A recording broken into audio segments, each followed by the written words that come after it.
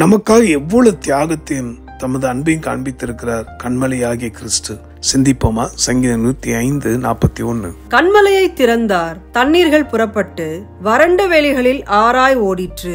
அன்பானவர்களே, கண்மலை என்றாலே கிறிஸ்துவை தான் குறிக்கிறது. நமக்காக திறந்தார். பிதாவாகிய தேவன் உலக மக்களாகிய நாம் ரட்சிக்கப்பட்டு அவருடைய பிள்ளைகளாய் மாறி நித்திய ராஜ்யத்தை அடைய வேண்டும் என்பதற்காக தன் ஒரே பேரான குமாரனாகிய இயேசுவை பிளந்தார், அதாவது அடிக்கப்பட ஒப்பு கொடுத்தார்.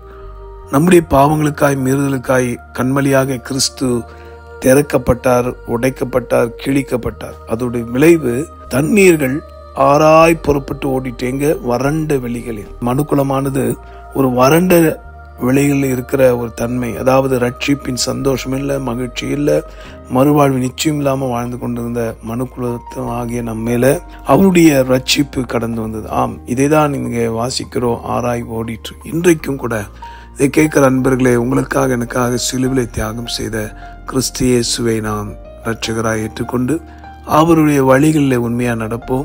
ஜெனிப்பித்த கண்மலை நீ மறந்தாய் என்று ஒரு வார்த்தை உண்டு. அவ்விதமான பாவத்தை நாம் செய்யாதபடி கர்த்தர் நம்மை காத்து நடக்கும்படி இப்போ ஜெபிக்கலாமா?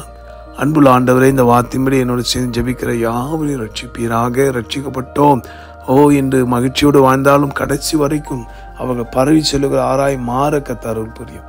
எந்த பின்மாற்றத்தின் ஆவி தொடாதபடி உங்கள் பிள்ளைகளை காத்துக்கொள்ளும். ஆசீர்வதியும்.